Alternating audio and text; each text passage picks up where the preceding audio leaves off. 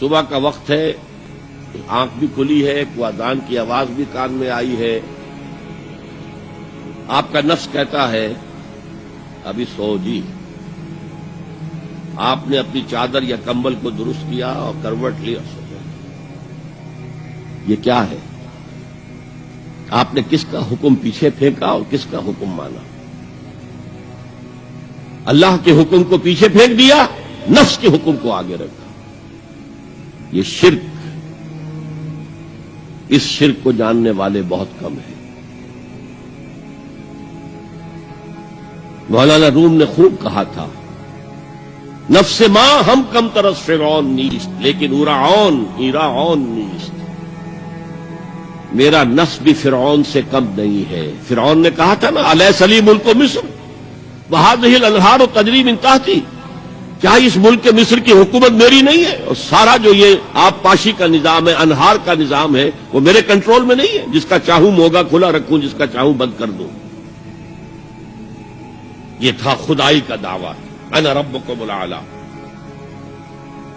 تو مولانا روم کہتے ہیں میرا نفس بھی اس سے کمتر نہیں ہے۔ وہ کہتا یہ جسم میرا ہے، اس پر میرا حکم چلے گا، میں نہیں جانتا کون اللہ کون رسول، کیا حرام کیا حلال۔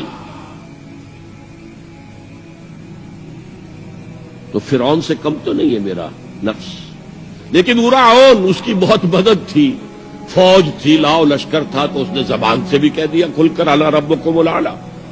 میں مسکین ہوں، غریب ہوں، میرے پاس کوئی طاقت نہیں ہے، میں زبان سے تو کچھ نہیں کہہ سکتا، اندر سے میرا نفس یہی کہتا۔ یہ نفس کی حکومت قرآن کہتا ہے، میں حیران ہوتا ہوں۔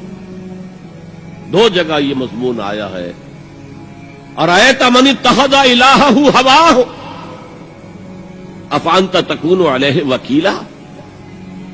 اے نبی تم نے دیکھا اس شخص کو، اس کے حال پر غور کیا جس نے اپنی خواہش نفس کو اپنا الہ بنا لیا ہے۔ اللہ اکبر،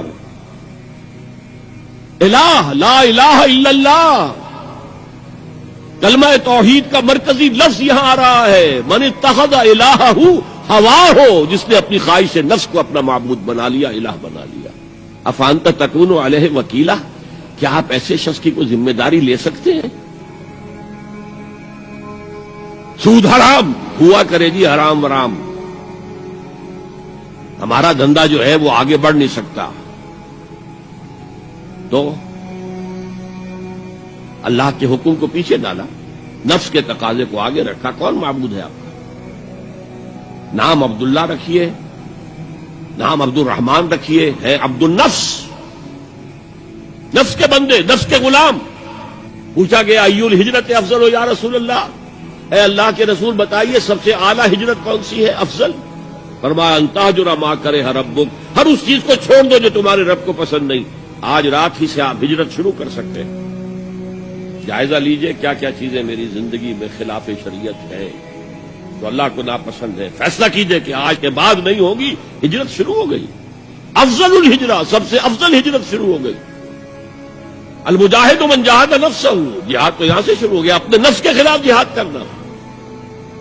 صبح نفس نے کہا ابھی سو جا، آپ نے نفس کی بات کو رد کیا، اپنا کمبل اٹھا کے پھینکا، اٹھے، وضو کیا، نماز کے لیے آپ مسجد چل دیے، آپ نے جہاد کیا نفس کے خلاف۔ یہ افضل الجہاد ہے۔ اور سب سے چوٹی اوپر یہ ہے کہ جب وہ حق و باطل کی جنگ ہو تو جان ہتھیلی پر رکھ کر میدان میں حاضر ہو جاؤ۔